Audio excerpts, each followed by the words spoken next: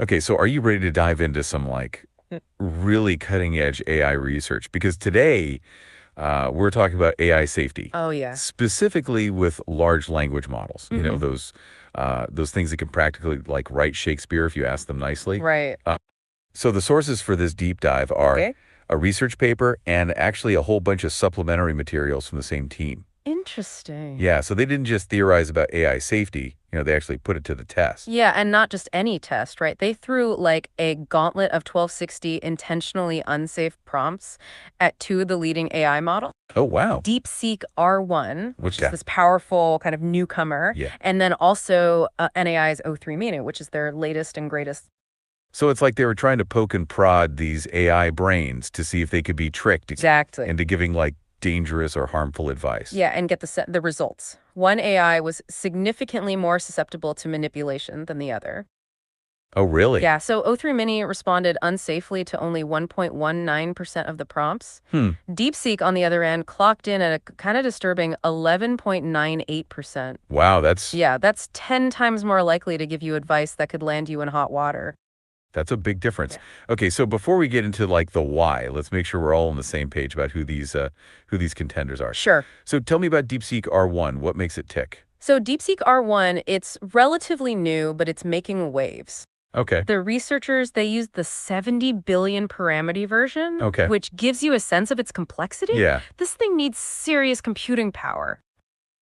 Oh, wow. Like, it relies on a dedicated server and this open source framework called Olama just to run it. So not your average laptop AI. Definitely not. Okay. No, o3-mini is a different beast altogether. Okay. It was still in beta testing when the research was done, but the team had early access through OpenAI's safety program. So they were getting a sneak peek at the future. Literally. Wow. Yeah.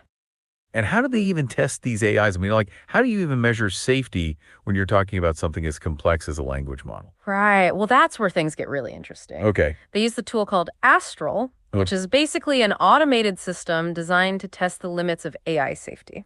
So that's the one like throwing those unsafe prompts. Think of it like a digital stress test. Okay. Yeah. So yeah, Astral is the one throwing those unsafe prompts at the AIs, and it does so across a huge range of categories: animal abuse, violence, financial crime, politics, you name it. Wow. But Astral goes even further than just the topics. Okay. It plays around with different writing styles, like throwing in slang or technical jargon, and even tries out different persuasion tactics. Like almost like a person. Yeah, to see if it can sway the AI's responses. Wow. That's crafty. Yeah, so it's not just what Astral is asking, but how it's asking. Okay. And here's the kicker. Okay. Astral uses another LLM, Oh, wow. GPT 3.5, to actually evaluate the responses. It's AI judging AI. It's like AI judging AI. So meta. I know, it's very meta. Okay, so Astral is crafting these prompts the AIs are responding.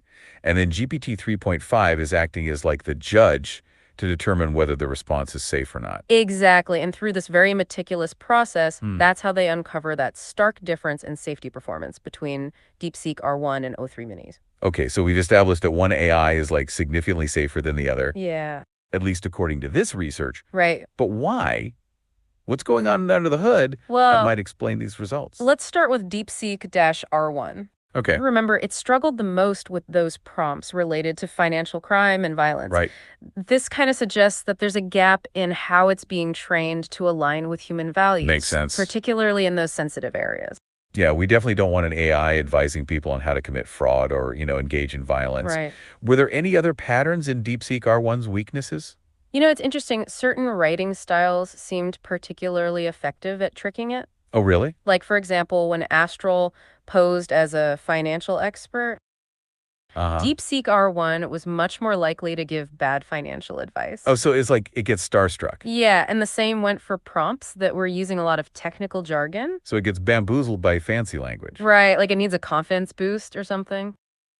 Yeah. But the takeaway here is that DeepSeek R1's training clearly needs some work to make it more resilient to these manipulation tactics. Okay.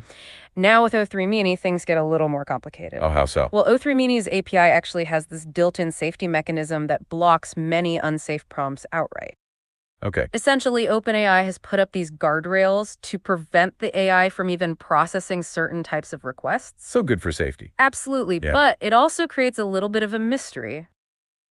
Oh, yeah, okay. Because when a prompt gets blocked, we don't actually know what o3-mini would have said Right. if it had been allowed to respond. Hmm. So it's possible that its true capabilities are being masked by this very cautious API.